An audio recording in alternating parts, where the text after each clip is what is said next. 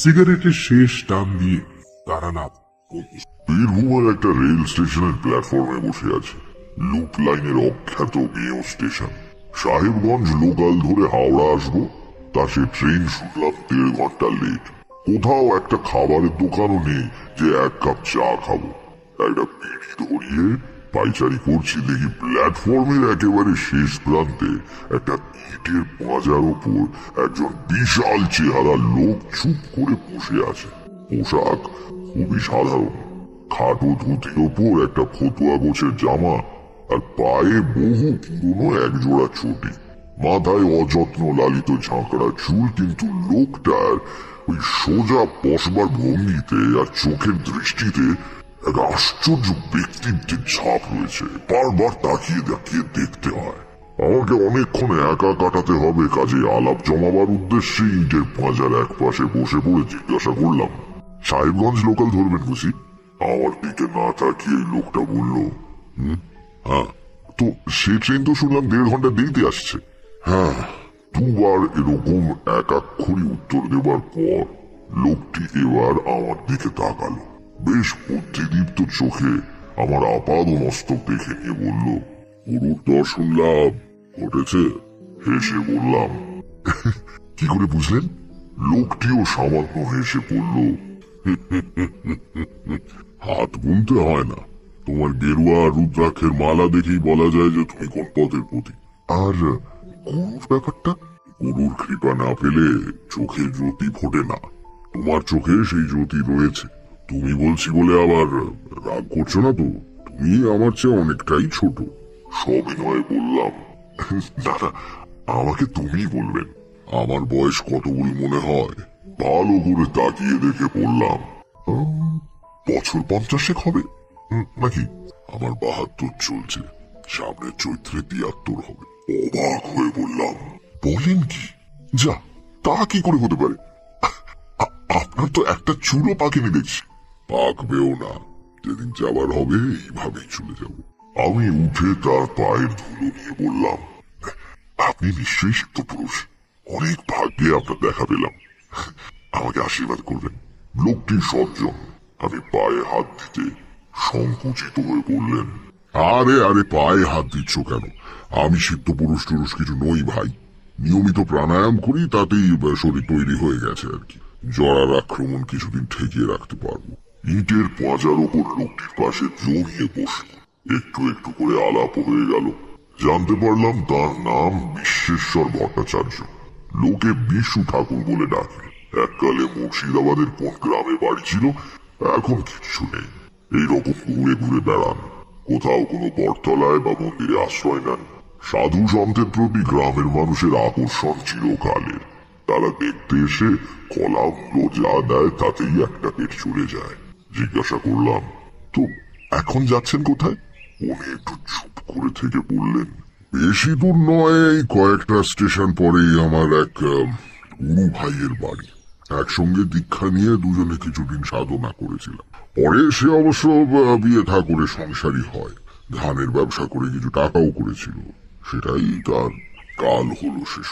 নড়ে বসে বললাম, কিরকম? বিশু ঠাকুর বললেন, আমার সেই বন্ধু, মানে রাম ঘোষাল, 10-12 আগে খুন হয়েছে। খুন? কেন? রামের কিছু টাকা পয়সা হয়েছিল, এই খবর অনেকেই জানত। নিজের বসত বাড়ি থেকে একটু দূরে বাঁশ ঝাড়ের পেছনে রাম একখানা ঘর তুলেছিল। সেখানে রাত্রিরে গিয়ে সাধন ভজন করবার চেষ্টা করত। গৃহী হয়েও এই অভ্যেসটা ছাড়তে পারেনি। এই ঘরেরই মাটির মেঝেতে টাকা পুঁতে রেখেছিল রাম। তাকে মেরে মাটি খুঁড়ে সবকিছু নিয়ে চলে গেছে। কে করলো এই কাজ? বিশু ঠাকুর বললেন, জানি না, তবে যে করেছে তাকে শাস্তি পেতেই হবে। যে কাঠায় মাপ, সে কাঠায় শোধ, বুঝলে? ঠাকুরের গলার স্বরে একটু অবাক হলাম। এ শুধু প্রিয় বন্ধুর অক্ষম হাহাকার নয়, এ কথার পেছনে দৃঢ় প্রত্যয় লুকিয়ে রয়েছে। কিন্তু অজ্ঞাত হত্যাকারীর বিরুদ্ধে বিশু ঠাকুর কি বা করতে পারেন তা বুঝলাম না। তুমি কোথায় চলেছ? হেসে বললাম, কোথাও না, মানে কোনো ঠিক নেই আর কি। বাড়িতে ভালো লাগে না, তাই ঘুরে ঘুরে বেড়াই। আর সাধু সন্ন্যাসী দেখা পেলে তাদের সঙ্গ লাভের চেষ্টা করি। এই যেমন এখন ইচ্ছে করছে আপনার সঙ্গে থাকি। বিশু ঠাকুর এই প্রথম হাসলেন, বললেন, আমার সঙ্গে থাকতে চাও? বেশ, চলো, আমার কোনো আপত্তি নেই। খাওয়া দাওয়া কিন্তু আমার যা জুটবে তোমারও তাই, আবার নাও জুটতে পারে। চলবে তো? আমার অভ্যেস আছে। আমার সংক্ষিপ্ত উত্তরে বিশু ঠাকুর একবার আমার মুখের দিকে তাকিয়ে দেখলেন, তারপর বললেন, বেশ, চলো তাহলে। অখ্যাততর একটি স্টেশনে নেমে 5-6 হেঁটে ঘোর সন্ধেবেলা রাম ঘোষালের গ্রামে পৌঁছানো গেল। বিশু ঠাকুর আগে 2-1 এ গ্রামে এসেছেন। তিনি হন হন করে হেঁটে গ্রামের একেবারে শেষ প্রান্তে একটা বড় 8চালা বাড়ির সামনে দাঁড়ালেন। মাঝখানে উঠোন ঘিরে গায়ে গায়ে লাগা অনেকগুলো ঘর। উঠোনে তুলসী মঞ্চ, ঘরে ঘরে আলো জ্বালার উদ্যোগ চলছে। সঙ্গে কয়েকটি শিশুর কলরব শোনা যাচ্ছে। কিন্তু সব মিলিয়ে বাড়ির পরিবেশে একটা শোকের বিষণ্ণতা পরিব্যাপ্ত হয়ে আছে। বিশু ঠাকুর আমার হাত ধরে উঠোনে এসে দাঁড়ালেন। গৃহ স্বামী এগিয়ে এসে অতিথিকে আপ্যায়ন না করলে অতিথির পক্ষে দাঁড়িয়ে থাকাটা বড় অস্বস্তিকর হয়ে পড়ে। এ বাড়ির কর্তা এখন কে জানে, কাজেই আমরা চুপ করে দাঁড়িয়েই রইলাম। মিনিট 10 পরে উঠোনের ওধারের একটা ঘর থেকে প্রদীপ হাতে এক বিষণ্ণ মূর্তি মহিলা বেরিয়ে তুলসী তলায় আসতে গিয়ে আমাদের দেখে থমকে দাঁড়িয়ে বললেন, কে ওখানে? বিশু ঠাকুর 2 পা এগিয়ে গিয়ে বললেন, ওমা, আমি বিশ্বেশ্বর ভট্টাচার্য, শুনতে পাচ্ছ? রাম রাম ঠাকরে, আমি এসেছিলাম কয়েকবার। মহিলাটি এক মুহূর্ত নীরব থাকবার পর চিৎকার করে কেঁদে উঠলেন।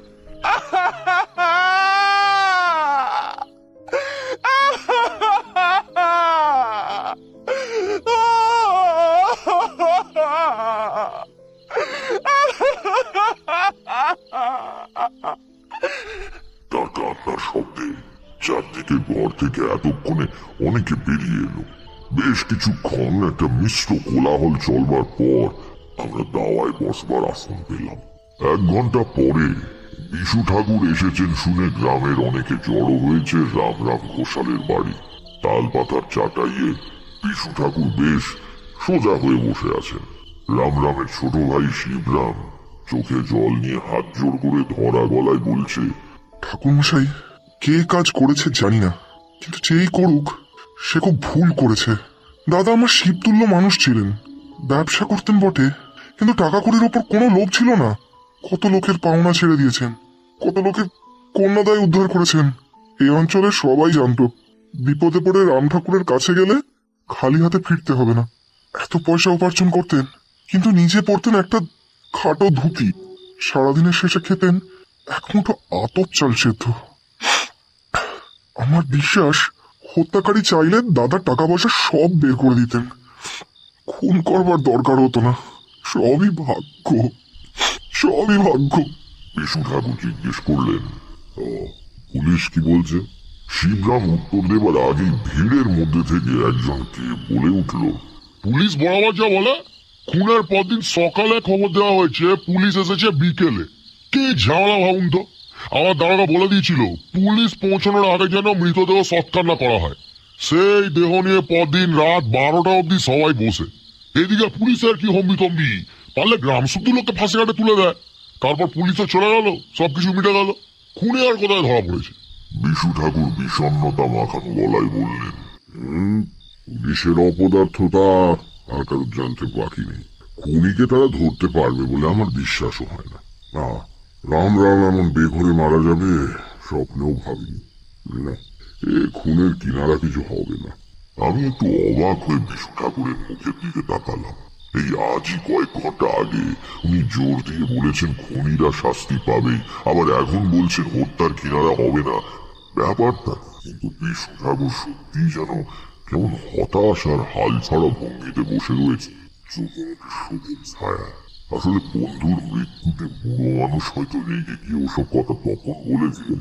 সত্যি তো, কি করে আর এখন ধরা যাবে হত্যাকারীকে? ইতিমধ্যে একজন দীর্ঘ দেহ শ্যামবর্ণ লোক ভিড়ের থেকে একটু আলাদা হয়ে দাওয়ার এক প্রান্তে বসে সবার কথা। গ্রাম্য মানুষদের থেকে তার ব্যক্তিত্বকে কিছুটা আলাদা করে বোঝা যায়। অন্য সবাই বেশিরভাগই খালি গায়ে এসেছে, কেবল এই লোকটির গায়ে হাফ হাতা নীল শার্ট। এসব শহুরে ধাঁচ।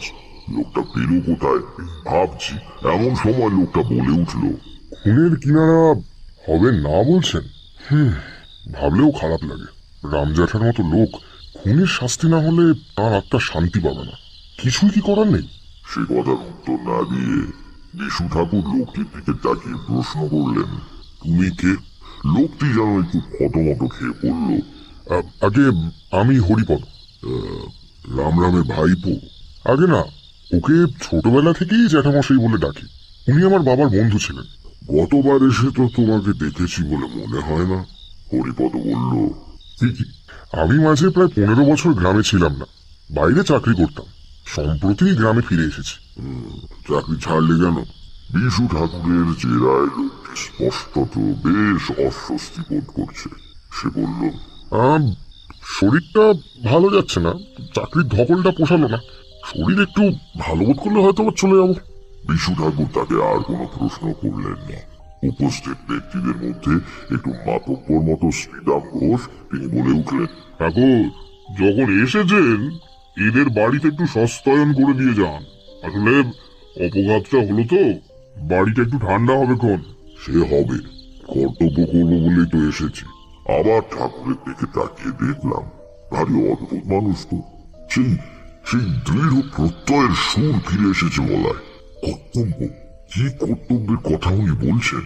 তো আমাকে বেশি ভাবতে না দিয়ে বিশু ঠাকুর হঠাৎ দাঁড়িয়ে উঠে বললেন, চলো দেখি তোমরা, রামরামের সেই চালাঘরটা কোন দিকে, দেখে আসি জায়গাটা।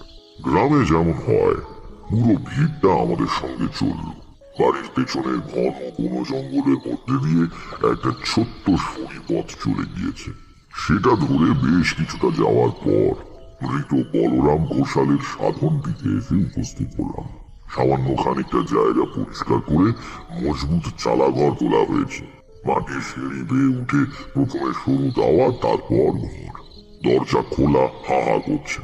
এখানে কয়েকদিন আগেও একজন রীতিমতো জীবন্ত মানুষ বসে ঈশ্বরের আরাধনা করত। এখনো তার রক্তের দাগ মাটির মেঝেতে লেগে রয়েছে।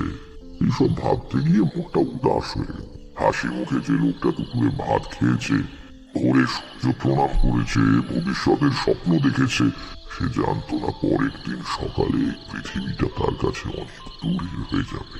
এইটুকু তো মানুষের জীবন, অত্যন্ত অনিশ্চিত।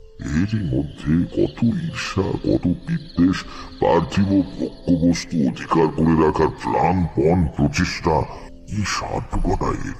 বিশ্বেশ্বর ভট্টাচার্য আর আমি দাওয়া পেরিয়ে ঘরের মধ্যে ঢুকলাম। শ্রীরামের হাতে লন্ডন ছিল, সেও আমাদের সঙ্গে ঢুকলো ঘরে। তার পেছন পেছন শ্রীরাম। বাকিরা ভিড় করে দাঁড়ালো দরজার কাছে। গ্রামে এমনিতে জীবন নিস্তরণ, কাজেই সামান্য কিছু ঘটেও খবর রটে বিদ্যুতের গতিতে। ঘোষাল বাড়িতে দুজন সাধু এসেছে। এবার তা রটে যেতেই অর্ধেক গ্রাম রামরামের চালাঘরের সামনে এসে জমল। ঘরের এক কোণে কাঠের ছোট জলচৌকির ওপর লাল বনাত দিয়ে ঢাকা ঠাকুরের আসন।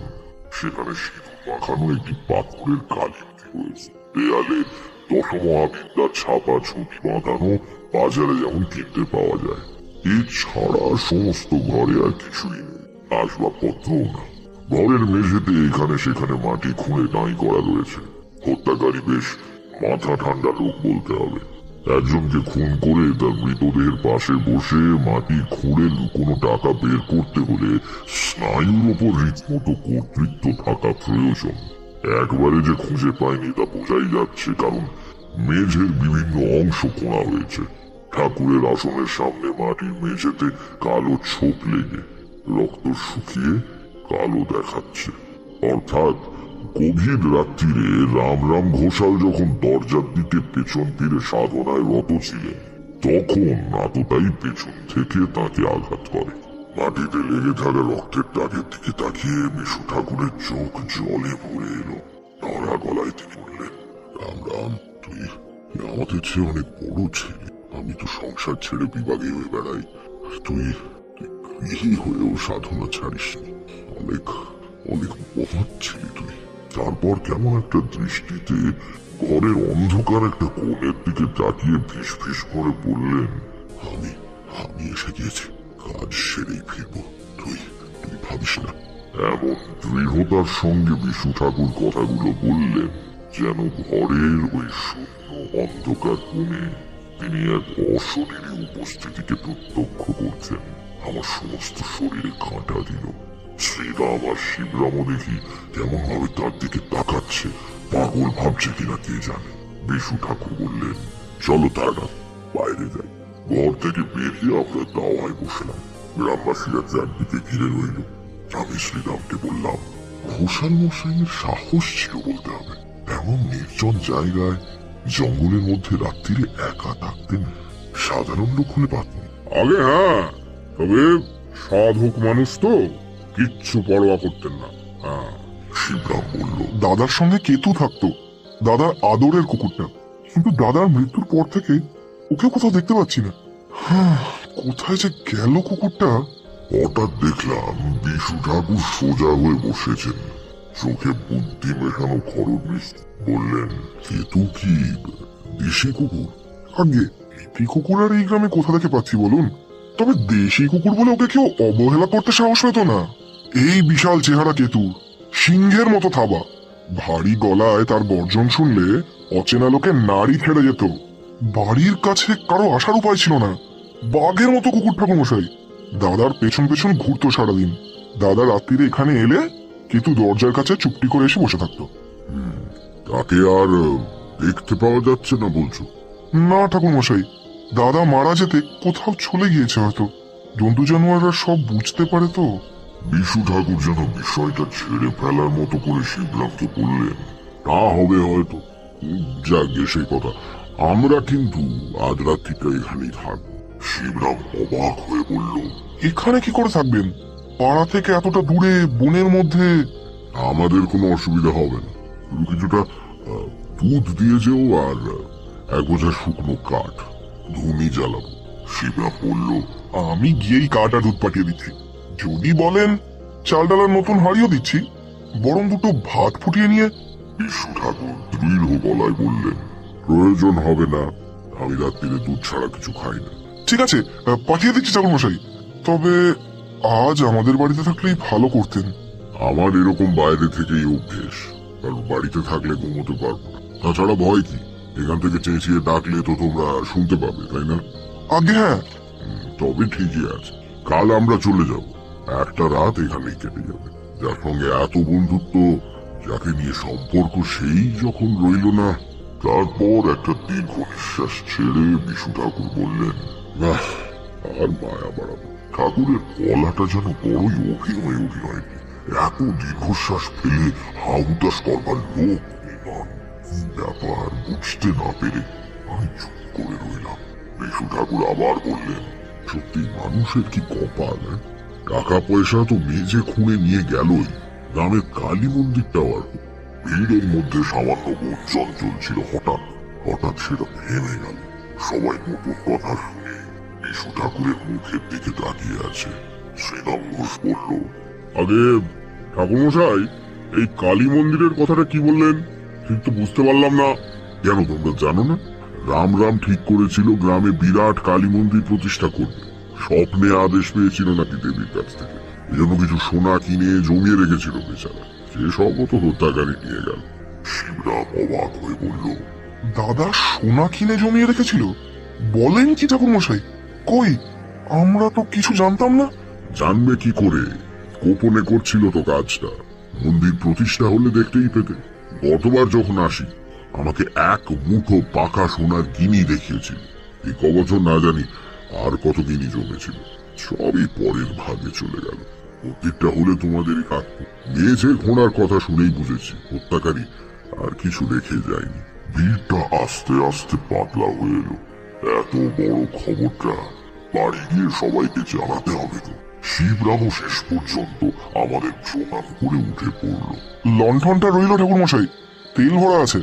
হঠাৎ পেছন থেকে বিশু ঠাকুর তাকে ডাকলেন, শিবরাম শোনো। আগে দুধটা তুমি নিজে দিয়ে যেও, কারোর হাতে পাঠিও না। আর শিবরাম বিনীত ভঙ্গিতে দাঁড়িয়ে অপেক্ষা করতে লাগলো। রামরামের কুকুর কেতুর গায়ের রং কি ছিল বলতে পারবে? লাল কি? একটু বিস্মিত হয়ে শিবরাম বলল, হ্যাঁ, আগে না, কালো, মিশমিশে কালো। কেন বলুন তো? না, এমনি মনে হলো তাই জিজ্ঞেস করলাম। আচ্ছা, তুমি যাও এখন। শিবরাম চলে যেতেই চারদিকে নৈশ স্তব্ধতা যেন প্রকট হয়ে উঠল। ঝিঝি ডাকছে জঙ্গলে, বাঁশ কোনো অদ্ভুত শব্দ করে বাঁশ দিচ্ছে। মাথার উপরে কেবল একটুখানি খোলা আকাশ দেখা যায়। অজস্র নক্ষত্র ফুটেছে কালো রাত্রির পটে। আবহাওয়া বেশ সুন্দর, কিন্তু গরম আবার তাও নয়। বিশ্বেশ্বর ভট্টাচার্যের গলা শুনতে পেলাম। রাত্রির নির্জনতার মধ্যে বেজে উঠেছে আস্তে আস্তে, স্পষ্ট উচ্চারণে বলছেন, অহন্যহনি ভূতানি গচ্ছন্তি হজমালয়ম শেষা স্থাবরমিচ্ছন্তি কিমাশ্চর্যমতঃ পরম। বললাম, অকরূপী ধর্মের সঙ্গে যুধিষ্ঠিরের সংগ্রাম। প্রত্যেক দিনই পৃথিবীতে শত শত মানুষ মরছে। কেউ পার্থিব সম্পদ পৌঁছকা মেয়েদের সঙ্গে নিয়ে তো যেতে পারছে না। তবুও যারা বেঁচে আছে তারা ভাবছে তারা বুঝি চিরকালই বেঁচে। কিন্তু সবাই এই সার কথা বুঝে সন্ন্যাসী হয়ে গেলে জগৎ সংসার কি করে চলবে ঠাকুরমশাই? সবাই সন্ন্যাসী হবে কেন? গৃহী কি সৎ হতে পারে না? অনাসক্ত হতে পারে না? কিসের সম্পত্তি আর ঐশ্বর্য আর ক্ষমতা নিয়ে অহংকার? জানো তো, মা কুরু ধনজন যৌবন গর্বং নিমেষে হরতি কালং সর্বং। যদি সম্পদ সংগ্রহ করতে হয় তাহলে অপরের জন্য করো, মহাকাল সব এক নিমেষে হরণ করতে পারে। বললাম, যেমন গোসাল মশাই গ্রামের লোকদের ভালো হবে বলে মন্দির প্রতিষ্ঠার জন্য সোনা জমিয়েছিল। বিশু ঠাকুর এক মুহূর্ত আমার দিকে রহস্যময় চোখে তাকিয়ে রইলেন। তার ঠোঁটের কোণে সূক্ষ্ম হাসির রেখা। তারপর চোখ সরিয়ে নিয়ে হালকা গলায় বললেন, রামরাম কোনোদিনই মন্দির প্রতিষ্ঠার জন্য দেবীর আদেশ পায়নি। তার কোনো সোনাও জমানো ছিল না। বিস্মিত হয়ে বললাম, তার মানে তুই যে সবাইকে বললেন নিজের চোখে এক মুঠো গিনি দেখে গিয়েছেন? মিথ্যে কথা বলেছে। সে কি? সোনা আমার কল্পনা ছাড়া কোথাও ছিল না। কাজে হত্যাকারী নিশ্চয়ই তা পায়নি। যা নেই তা আর পাবে কি করে? কিন্তু আমার এই কথাটা এখনই গ্রামের মধ্যে প্রচার হয়ে যাবে। যে খুন করেছে সে রামরামের পরিচিত লোক। তাহলে প্রথমত সে রামরামের লুকোনো টাকার কথা জানতে পারত। দ্বিতীয়ত, তাকে দেখেই খুনের রাতে কুকুরটা চেঁচাতো এবং আক্রমণ করত। সম্ভবত একটু আগে এখানে যে ভিড় জমেছিল তার মধ্যেই সে দাঁড়িয়েছে।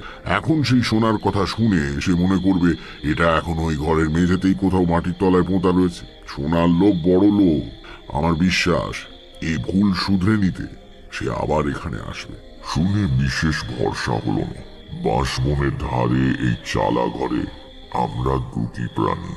রাত্রিরে যদি রামরামের হত্যাকারী আবার আসে তাহলে আমি অন্তত খুব একটা আনন্দ পাবনি। বললাম, কবে আসবে? বিশু ঠাকুর হেসে বললেন, ভয় নেই, আজ আসবে না। সে বোকা নয়, সে জানে তার হাতে অঢেল সময় রয়েছে। আমরা কাল চলে গেলে সে যে কোনো দিন এসে ধীরে সুস্থে কাজ শেষ করে যাওয়ার কথা ভাবে। একজন অসতর্ক মানুষকে খুন করা সোজা, কিন্তু ধুনি জ্বালিয়ে জেগে থাকা দুজন মানুষকে আক্রমণ করা সহজ নয়। খামোকা করবি বা কেন, যখন পরে নিরুপদ্রবে কাজটা সারা যেতে পারে। একটু ভেবে বললাম, কিন্তু আমরা তো কাল চলে যাচ্ছি। তাহলে এই ফাঁদ পেতে লাভ? খুনি এলেই বা তাকে ধরবে কে? আর ধরলেই বা কি প্রমাণ হবে? রাত্রিরে এই চালাঘরের কাছে গুনগুন করছিল, কাজেই সে রামরাম ঘোষালকে মেরেছে, এমন যুক্তি কি আদালত শুনবে? বিশু ঠাকুর যথার্থ বিস্ময়ের সঙ্গে বললেন, আদালত? এর মধ্যে আদালত আসছে কোথার থেকে? তাহলে পরে বলবো। তুমি তো আমার সঙ্গে আছো, দেখতেই তো পাবে। চুপ করে বসে আছে, একদম ওদিকে সময় গড়িয়ে যাচ্ছে। বিশু ঠাকুর আপন মনে গুনগুন করে একটা শ্যামা সঙ্গীত গাইছেন। মায়ের পায়ের জবা ইতিমধ্যে শিবরাম দুধ নিয়ে এলো। ভয় করছে না তো ঠাকুরমশাই? না, মায়ের নাম গান করছি, ভয় কি? দরকার হলে চেঁচিয়ে ডাকবেন কিন্তু, কেমন? নিশ্চয়ই, তুমি চিন্তা করো না। শিবরাম চলে গেলে ঠাকুর মশাই আমার দিকে তাকিয়ে বললেন, শিবরামকে নিজে এসে দুধ দিয়ে যেতে বলেছিলাম কেন জানো? কেন? আমরা আশায় গ্রামের একজন নিশ্চয়ই স্বস্তি বোধ করছে না। সে কে তা তো আমরা জানি না। তাই সাবধানে থাকাই ভালো। সামনে আক্রমণ না করলেও খাবারে বিষ মিশিয়ে দিতে বাধা কোথায়? দুধটা শিবরামের নিজের গরু, নিশ্চিন্তে খেতে পারো। খাবো? খাও। শিবরাম তার দাদাকে খুন করেন। কি করে বুঝলেন? আমি বুঝতে পারি। নিজের পোটলা থেকে একটা পিতলের ঘটি বের করে তাতে অর্ধেক দুধ ঢেলে নিয়ে মাটির ভাঁড়টা আমার দিকে বাড়িয়ে দিয়ে বললেন, খাও। ঘটিতে একটা চুমুক দিয়ে বিশু ঠাকুর বললেন, যে অন্যায় করে মনে তার সব সময়ই ভয় থাকে, এই বুঝি ধরা পড়লাম। সবার দিকেই সে সন্দেহের চোখে তাকায়, তাই এই সাবধানতাটুকু নিতেই হলো। শুধু দুধ খেতে কষ্ট হচ্ছে না? লজ্জা পেয়ে বললাম, না, আমারই ভুল। তুমি ছোকরা লোক, তোমার খিদে পেতেই পারে। কি খেতে ভালোবাসো তুমি? হেসে বললাম, আমার এখন কিছু না হলেও চলবে। তবে একটু আগে মনে পড়ছিল ছোটবেলায় গ্রামের বিরিঞ্চি ময়রার দোকানের মাখা সন্দেশের কথা। মা দুধ আর মাখা সন্দেশ খেতে দিতেন মাঝে মাঝে। কোথায় গেল সেই ছোটবেলা? মাখা সন্দেশ মানে কাঁচা গোল্লা? ভালো মজা তো। আজই বিকেলে তোমার সঙ্গে দেখা হওয়ার একটু আগে খানিকটা মাখা সন্দেশ কিনেছিলাম, রাত্রিরে আর কিছু না জুটলে খাবো বলে। আর তুমিও কিনা পৃথিবীতে এত জিনিস থাকতে মাখা সন্দেশই খেতে চাই? দাঁড়াও। বিশু ঠাকুর পোটলার মধ্যে হাত ঢুকিয়ে একটা শাল পাতার ঠোঙা বের করে আমার হাতে দিলেন। ঠোঙার ভেতরে অনেকখানি কাঁচা গোল্লা। ঠাকুরের দিকে তাকিয়ে বললাম, এটা আপনি বিকেলে কিনেছেন? আমার সঙ্গে দেখা হওয়ার আগে? হ্যাঁ, কেন? এই সন্দেশ তো এখনো গরম রয়েছে। একটু থতমত খেয়ে বিশু ঠাকুর বললেন, মোচকার ভেতর ছিল তো, তাই গরম রয়ে গিয়েছে আর কি। আপত্তি জানিয়ে বললাম, না না, তাই কখনো হতে পারে নাকি? হতে পারে নিশ্চয়ই, নইলে হলো কি করে? নাও নাও, আর কথা না বাড়িয়ে খেয়ে ফেলো দেখি, তারপর তুমি ঘুমো, আমি জেগে থাকবো। শুয়ে শুয়ে অনেক রাত্রির অবধি দেখলাম বাঁশবনের মাথা দুলছে তারা ভরা আকাশের পটভূমিকায়। ঘুম আসার আগে একবার জিজ্ঞাসা করলাম, আচ্ছা, কেতুর কি হলো বলিনি? গম্ভীর গলায় বিশু ঠাকুর উত্তর দিলেন, কেতুকে হত্যাকারী মেরে ফেলে, সম্ভবত বিষ মেশানো খাবার দিয়েছে। না, লোক বলে কেতু চেঁচামেচি করেনি, হাত থেকে খাবারও নিয়েছে। কিন্তু রামরামকে আঘাত করতে দেখলেই সে আক্রমণ করত। কাজেই তাকে আগে সরানো একান্ত দরকার ছিল। দেহটা কোথায় গেল তাহলে? খুব সম্ভবত শেয়াল নিয়ে গেছে। এসব অঞ্চলে সাবধানে দরজা দিয়ে না শুলে অনেক সময় ছোটখাটো শিশুকেও বিছানা থেকে শেয়াল টেনে নিয়ে যায়। আবার শুয়ে আকাশের দিকে তাকিয়ে আছি। ঘুম আসে না, ঘুম আসে না। হঠাৎ একটা প্রশ্ন মাথায় আসতে জিজ্ঞাসা করলাম, আচ্ছা, আপনি কেতুর গায়ের রঙের কথা জিজ্ঞেস করলেন কেন? এটা আমি কিন্তু বুঝতে পারিনি। চোটে গিয়ে বিশু ঠাকুর বললেন, বেশ করেছি, জিজ্ঞেস করেছি। কেবল প্রশ্ন করে। ঘুমাও না কেন বাপু? কোন ব্যাপারটাই বা এ অবধি তুমি বুঝতে পেরেছ? ঠাকুরকে আর না ঘাটিয়ে বিনা বাক্য ব্যয় পাশ ফিরে শুয়ে কিছুক্ষণ বাদে ঘুমিয়ে পড়ল। সারা রাত স্বপ্ন দেখলাম কেতু ল্যাজ নাড়তে নাড়তে বিশু ঠাকুরের হাত থেকে মাখা সন্দেশ খাচ্ছে। পরের দিন সকালে আমরা শিবরামের কাছে বিদায় নিয়ে চলে এলাম। সে আমাদের কয়েকটা দিন তার বাড়িতে আতিথ্য গ্রহণের জন্য খুব অনুরোধ করেছিল, কিন্তু বিশু ঠাকুর রাজি হলেন না। তার নাকি কাজে আজই শিউরি রওনা হতে হবে, থাকার কোনো উপায় নেই, পরে বরঞ্চ কখনো, ইত্যাদি ইত্যাদি। শিবরাম, শ্রীরাম ঘোষ ইত্যাদি অনেকে গ্রামের সীমানা পর্যন্ত আমাদের এগিয়ে দিয়ে গেল। স্টেশনের কাছে একটা নির্জন জায়গায় এসে বিশু ঠাকুর দাঁড়িয়ে পড়লেন। তারপর আমার দিকে তাকিয়ে বললেন, তারানাথ, এখন আমি যা বলছি খুব মনোযোগ দিয়ে শোনো। আমরা শিউরি যাচ্ছি না, আমরা যেখানেই থাকবো আজকের দিনটা, তারপর রাত্রিরে আবার গ্রামে ফিরে যাব। অবাক হয়ে বললাম, তার মানে? মানে এই যে আমরা চলে গিয়েছি মনে করে রামরামের খুনি আজ রাত্রিরেই আমাদের পেতে আসা ফাঁদে পা দেবে। অত সোনা মাটির তলায় পড়ে আছে জেনে সে শান্তিতে ঘুমোতে পারবে না। মানুষের চরিত্র যতদূর বুঝেছি তাতে আমার দৃঢ় বিশ্বাস, আর দেরি না করে আজ রাতেই সে আসবে। তাকে ধরতে গেলে ওই চালা ঘরের পাশে জঙ্গলে আমাদের লুকিয়ে বসে থাকতে। কিন্তু এই কাজ কি আমাদের দুজনের দ্বারা সম্ভব? খুনির হাতে তো অস্ত্র থাকতে পারে। তাছাড়া আগে যা বলেছিলাম, কাউকে ধরলেও সেই যে খুন করেছে তা প্রমাণ করা যাবে না। ধরবার সময় দু একজন সাক্ষীও তো থাকা ভালো। সব ব্যবস্থা হয়েছে। আমরা রওনা হওয়ার আগে বাড়ির মেয়েরা প্রণাম করতে চায় বলে শিবরাম আমাকে অন্ধমহলে নিয়ে গেল না। তখনই শিবরামকে আমি সমস্ত কথা খুলে বলেছি। শিবরাম, তার 2 জোয়ান ছেলে আর বাড়ির কয়েকজন কৃষক আজ রাত্রিরে না ঘুমিয়ে তৈরি হয়ে বসে থাকবে। আমাদের ডাক শুনলেই তারা দৌড়ে চালাঘরে এসে হাজির হবে। আপাতত দিনের বেলাটা আমরা স্টেশনেই কোথাও ঘাপটি মেরে কাটিয়ে দিই। এসো। এরকম একটা খুনোখুনির ব্যাপারে আমার জড়িয়ে পড়তে ইচ্ছে করছিল না মোটেও। আবার ঘটনার শেষটা দেখার জন্য নিদারুণ কৌতূহলও ছিল। ফলে থেকেই গেলাম। ভালো সিদ্ধান্তই নিয়েছিলাম, কারণ এর ফলে জীবনের এক অন্যতম আশ্চর্য অভিজ্ঞতা আমার সেদিন লাভ হয়েছিল। প্ল্যাটফর্মের শেষ প্রান্তে কয়েক বস্তা পাটের পেছনে বসে আমাদের দিনটা কেটে গেল। সন্ধে নামতে বিশু ঠাকুর উঠে গিয়ে স্টেশনের বাইরের মুদিখানা থেকে কিছু চিড়ে আর গুড় কিনে এনে আমাকে দিলেন। নাও, তোমার আর রামরামের বাড়ি হয়ে যাবার কোনো দরকার নেই। গ্রামের লোকে দেখে ফেল। একেবারে সোজা ওই চালা ঘরের পূব দিকে আশাওড়ার ঝোপের পেছনে বসে থাক। ভয় নেই, আমি সময় মতো পৌঁছে যাব। সে কি, আপনি আমার সঙ্গে যাবেন না? না, দুজনে একসঙ্গে গেলেই লোকের নজরে পড়বার সম্ভব। তুমি সোজা পথে গ্রামে ঢুকো না, গ্রাম ছাড়িয়ে চলে গিয়ে পেছনের আম বাগান দিয়ে চালা ঘরের কাছে যেও। তারপর আমার মুখের দিকে তাকিয়ে বললেন, তুমি ভয় পাচ্ছ নাকি? শোনো, বিশ্বেশ্বর ভট্টাচার্য যাকে বলেছে ভয় নেই, তার সত্যি কোনো ভয় নেই। যাও। লোকটার জাদুকরী ব্যক্তিত্ব আছে। এত সবের পরেও আমি একলা যেতে রাজি হয়ে গেলাম। অন্ধকারে অচেনা পথে 6 মাইল হাঁটতে সময় লাগে। রাম ঘোষালের চালা ঘরের দিকে শেওড়ার ঘন ঝোপের পেছনে যখন গুছিয়ে বসলাম, ততক্ষণে বেশ রাত হয়েছে। অন্তত পল্লীগ্রামে একেই রাত বলে। দূরে কোথাও সংকীর্তন হচ্ছে। ক্রমে সেটাও বন্ধ হয়ে গেল। বাঁশ ঝাড়ের মাটির ওপর পড়ে থাকা শুকনো বাঁশ পাতার উপর দিয়ে মাঝে মাঝে খসখস করে কি যেন যাতায়াত করছে। তাছাড়া আর কোথাও কোনো শব্দ নেই। চুপ করে বসে, কিন্তু কিচ্ছু না করেই বা কতক্ষণ বসে থাকা যায়? রাত কত হলো কে জানে। আর বিশু ঠাকুরই বা আসছেন না কেন? আমাকে এরকম বিপদের মুখে ঠেলে দিয়ে তার কি এত দেরি করা উচিত হচ্ছে? মশাও কামড়াচ্ছে বেশ, কিন্তু পাছে শব্দ হয়, সেই ভয় চাপড় দিয়ে মশা মারতে পারছি না। হাত নেড়ে নেড়ে দাঁড়াচ্ছি, সঙ্গে নিজের উপর বেশ রাগও হচ্ছে। জীবনে অনেক কিছু করেছি বটে, কিন্তু কখনো একজন অচেনা হত্যাকারীকে ধরবো বলে রাত্রির বেলা সাপ খোপের ভয় উপেক্ষা করে মশার কামড়ে অতিষ্ঠ হয়ে ঝোপের আড়ালে বসে থাকিনি অন্তত। এভাবে বহুক্ষণ কেটে যাওয়ার পর আমার সত্যি খুব ভয় করতে লাগে। ব্যাপার কি, স্টেশন থেকে 6 মাইল পথ হেঁটে আসতে যতক্ষণই লাগুক, তাতে এত দেরি তো হতে পারে না। বিশু ঠাকুরের কি হলো? আমার কাছে কবি না থাকলেও আন্দাজ করতে পারছি রাত অনেক হয়েছে। একা এইভাবে বসে থাকা বিপজ্জনক বটে। উঠে শিবরামের বাড়ির দিকে চলে যাব কি?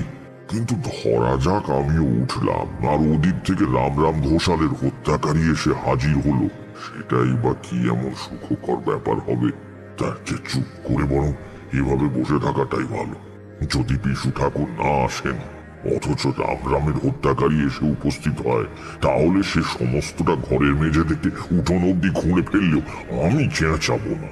তখনও জানি না আমার জীবনের এক আশ্চর্য অভিজ্ঞতার মুহূর্ত কতটা কাছে এসে গিয়েছে।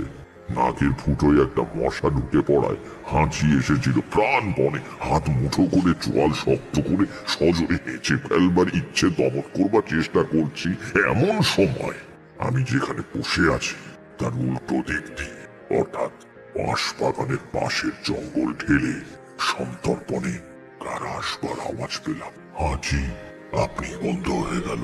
বিশু ঠাকুর এলেন কি? কিন্তু তিনি এলে আমি যে পথে এসেছি সেই পথে মাঠের মধ্যে দিয়ে ঘুরে আসবেন, নয়তো শিবরামের বাড়ির থেকে শুঁড়ি পথটা ধরে আসবেন। কিন্তু ও রাস্তায় নয়, ওটা তো গ্রামের ভেতর থেকে আসবার রাস্তা। রাম ঘোষালের চালা ঘরটা অন্ধকারের স্তূপের মতো দাঁড়িয়ে রয়েছে। জঙ্গল ভেদ করে তার পাশে ফুটে উঠল একটা ছায়া মূর্তি, বেশ লম্বা মতো, হাতে সম্ভবত একখানা শাবল। লোকটা সন্দিগ্ধ ভাবে এদিক ওদিক তাকাচ্ছে। আমি যেভাবে যেখানে বসে আছি তাতে আমাকে দেখতে পাওয়া সম্ভব নয়, কিন্তু প্রচন্ড ঝুঁকির কাজে প্রবৃত্ত হলে মানুষের স্নায়ু এক ধরনের বিশেষ সংবেদনশীলতা লাভ করে। তাই দিয়ে লোকটা হয়তো অনুভব করেছে আজ রাতে এই জায়গা তার পক্ষে নিরাপদ নয়। ততক্ষণে আমি কিন্তু লোকটাকে চিনে ফেলেছি। হরিপদ কি নৃশংসতা মানুষ টাকার লোভে করতে পারে।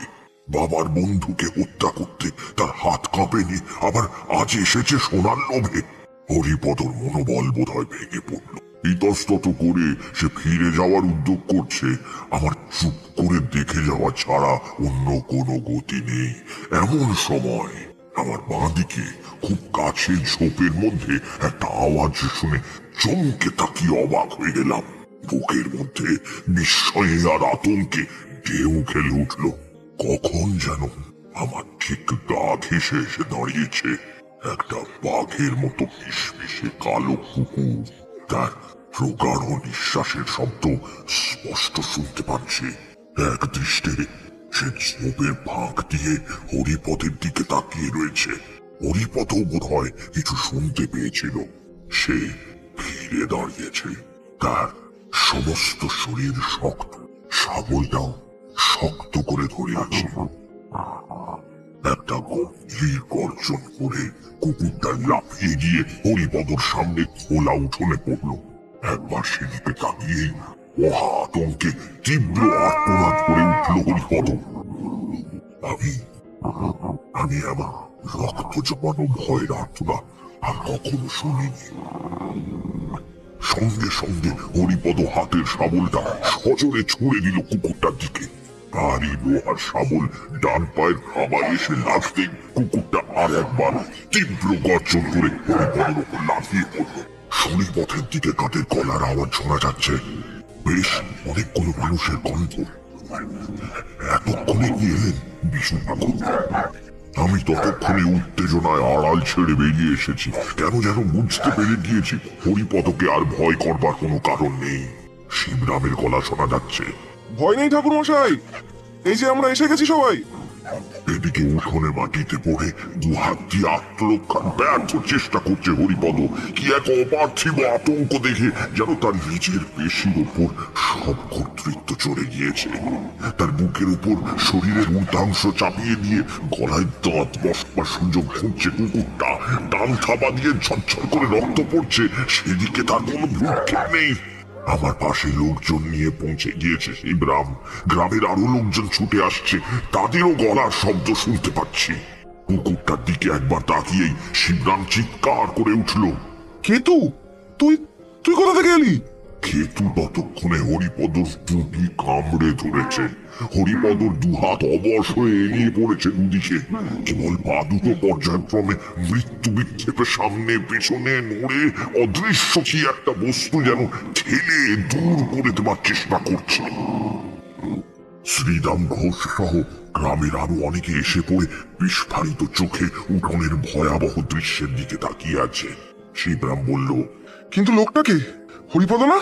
বললাম, এতক্ষণে সম্বিত ফিরে পেয়ে শিবরামের কৃষানেরা লাঠি উঁচিয়ে তাড়া করে গেল। কেতু সরে গিয়ে মুখ তুলে তাকালো একবার। তার কষ্টে গড়াচ্ছে তাজা রক্ত। তারপরে এক লাফে কেতু পাশের ঝোপে পড়ে মিলিয়ে গেল। শোনা গেল শুকনো বাঁশ পাতার উপর তার পায়ের শব্দ দূরে মিলিয়ে যাচ্ছে।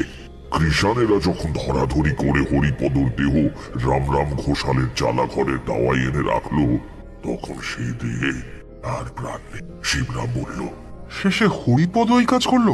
ছি ছি ছি ছি ছি, দাদা ওকে নিজের ছেলের মতো ভালোবাসতেন। আমি জিজ্ঞাসা করলাম, ঠাকুর মশাই কোথায়? তিনি তো আপনার সঙ্গেই ছিলেন, আপনার সঙ্গেই থাকবার কথা, আপনি জানেন না? কিন্তু কেতু এলো কোথা থেকে? উত্তরটা পেলাম বিশু ঠাকুরের সঙ্গে দেখা হবার পর। তিনি পরম প্রশান্ত মুখে প্ল্যাটফর্মের চায়ের দোকানে বসে গরম চা খাচ্ছিলেন। আমাকে দেখে বললেন, এই যে তারানাথ, এসো চা খাবে? আমার আর কালকে যাওয়া হলো না, বুঝলে। তুমি চলে যাওয়ার পর বললে বিশ্বাস করবে না, ঘুমিয়ে পড়েছিল। এক ঘুমে রাত কাবা, জেগে দেখি ভোর হয়ে এসেছে। ভাবলাম আর এতটা পথ হেঁটে কি হবে, তুমি নিশ্চয়ই এসে পড়বে সকালে। তা কি হলো বলো রাত্রিরে? আমাকে জাগতে হলো তো। নিতান্ত গা জ্বালা করা সত্ত্বেও সমস্ত ঘটনা তাকে বললাম। তার বিশেষ কোনো ভাব পরিবর্তন হলো বলে তো মনে হলো না। চায়ের শেষ চুমুক দিয়ে পেয়ালা নামিয়ে রাখতে রাখতে বললেন, যা, শেষ অব্দি হরিপদর এই কাজ, এটা একেবারে নরাধম। ঠিক শাস্তি পেয়েছে। আপনি বলেছিলেন কেতু মারা গেছে। ভুল বলেছিলাম, বেঁচে আছে তো দেখাই যাচ্ছে। যাকে ট্রেনের প্রথম ঘন্টা পড়েছে, টিকিট কাটকে যাও। একটু চুপ করে থেকে বললাম, আমি আপনার সঙ্গে আর যাব না। কোথায় যাবে তবে? কলকাতার দিকে যাব, কাজ আছে। বিশু ঠাকুর হেসে বললেন, বেশ তাই যেও, আমাকে ট্রেনে তুলে দাও অন্তত, তোমার গাড়ি তো দেরি আছে। গাড়িতে তুলতে গিয়ে খেয়াল করলাম বিশু ঠাকুর ঘোরাচ্ছেন, ডান পায়ের পাতায় ন্যাকড়ার পট্টি বাঁধা। আমার বুকের ভেতরটা হিম হয়ে এলো। বললাম, দেখি আপনার পায়ে কি হয়েছে? কাল বিকেলেও তো দেখিনি। বিশু ঠাকুর বললেন, ও কিছু না, প্ল্যাটফর্মের বেড়া পার হতে গিয়ে কাঁটা তারে লেগে কেটে গিয়েছে। আমি এক দৃষ্টে বিশু ঠাকুরের ডান পায়ের পট্টির দিকে তাকিয়ে আছি। হরিপদর সেই আর্তনাদ, শাবল ছুঁড়ে মারা, কেতুর ডান পায়ের রক্তের ধারা। তবে কি ট্রেন ছেড়ে দিল। জানলা দিয়ে মুখ বাড়িয়ে বিশু ঠাকুর হাসি হাসি মুখে আমার দিকে তাকিয়ে আছেন। সেই শেষ, আর কখনো তাকে দেখিনি।